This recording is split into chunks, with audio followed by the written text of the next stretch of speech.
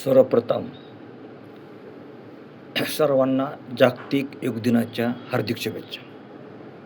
21 जून हा आपण जागतिक योग दिन म्हणून साजरा करतो. तेव्हा योग आणि प्राणायामचे महत्त्व, विविध आजारावरती नियंत्रण मिळवण्यासाठी आणि आरोग्य सुधारण्यासाठी योग्य प्राणायाम करत करा. प्राणायाम करा. काय होतं याने, नियमितपणे जर हा प्राणायाम केला, योगासने केली तर याचा फायदा होतो, शारीरिक आणि मानसिक. आणि प्राणायामचा सराव आजाराच्या स्वरूपावर अवलंबून असतो, हे मात्र लक्षात ठेवा. उदाहरणार्थ मधुमेह आणि पोटाचे आजार, यासाठी आपण कपालभाती करू शकता. मधुमेहावर, डायबिटीसवर अत्यंत प्रभावी आहे. काय होतं, यामुळे पोटाची चरबी कमी होण्यास मदत होते. पोटाची चरबी कमी होण्यास मदत होते. त्यामुळे कपालभाती करा. मधुमेह आणि पोटाच्या आजारासाठी अत्यंत चांगलं आहे. यामुळे पोटाची चरबी तर कमी होतेच, शिवाय पचनक्रिया सुधारते. म्हणून नियमितपणे कपालभाती करा. डायबिटीसच्या रुग्णांनाही आणि पोटाचे आजार असणाऱ्या रुग्णांनाही हे नम्रतेची विनंती. आता 2 नंबर, हृदयरोग आणि रक्तदाब. हृदयरोग आणि रक्तदाब यासाठी आपण काय केलं पाहिजे, तर अनुलोम विलोम आणि भ्रामरी प्राणायाम करा. हृदयरोग आणि रक्तदाब यासाठी अनुलोम विलोम आणि भ्रामरी हे प्राणायाम करा. कारण याने काय होतं, रक्तदाब तुमचा नॉर्मल राहतो. रक्तदाब तुमचा नॉर्मल राहण्यास मदत होते. एवढंच नाही तर रक्ताभिसरण, ब्लड सर्क्युलेशन सुधारते. फुफ्फुसाची कार्यक्षमता सुधारते. आणि रक्तदाब हा नॉर्मल राहतो. आणि म्हणूनच अनुलोम विलोम हे नियमितपणे करत राहा.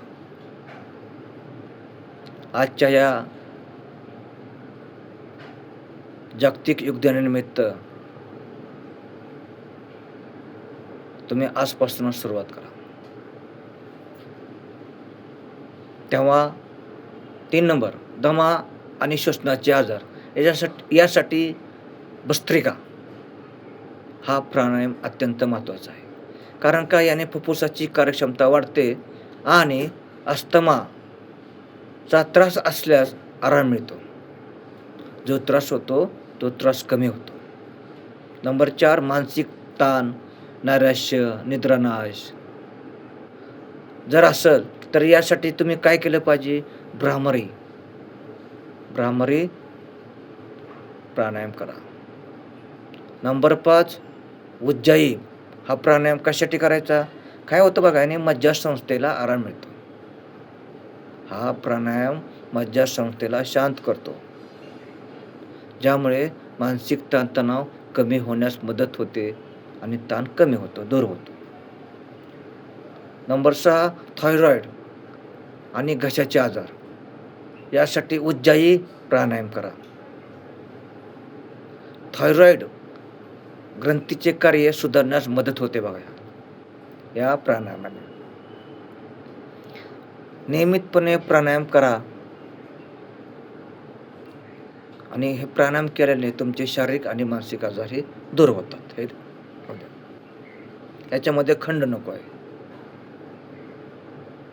तेव्हा कोणत्या आजारासाठी कोणता प्राणायाम, योगासने केली पाहिजे हे माहीत असणे अत्यंत गरजेचे आहे. तेव्हा गंभीर आजारामध्ये, तुम्हाला जर गंभीर आजार असेल तर त्या आजारामध्ये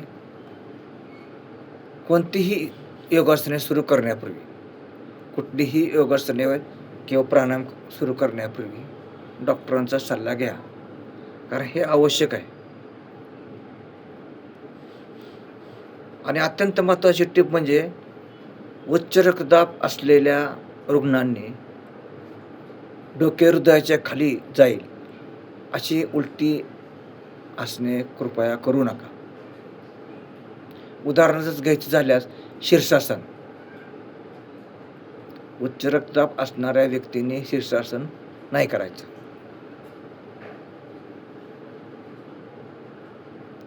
कर्करोग म्हणजे कॅन्सर साठी योगासने. योगामुळे कर्करोग बरा होत जरी नसला, योगामुळे कर्करोग बरा होत नसला तरी आजाराशी लढत असताना शारीरिक ताकद, ऊर्जा आणि मानसिक शांतता टिकवून ठेवण्यासाठी योगाचा फायदा हा मात्र होतो, नक्की होतो. यासाठी मग तुम्ही ताडासन करा, त्रिकोणासन करा.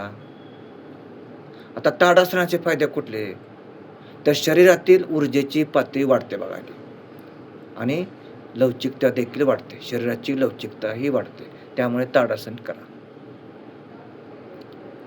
त्रिकोणासन याचा काय फायदा होतो? तर कर्करोगाच्या रुग्णामध्ये होणारा थकवा कमी करण्यासाठी हे अत्यंत फायदेशीर आहे. हे अत्यंत फायदेशीर आहे. तेव्हा कुठलेही योगासने, प्राणायाम जर तुम्हाला सुरुवात करायची असेल तेव्हा आणि गंभीर आजार असतील तर डॉक्टरांचा सल्ला घ्या आणि त्यांच्या सल्ल्यानुसार तुम्ही योगासने, प्राणायाम करायला काही हरकत नाही.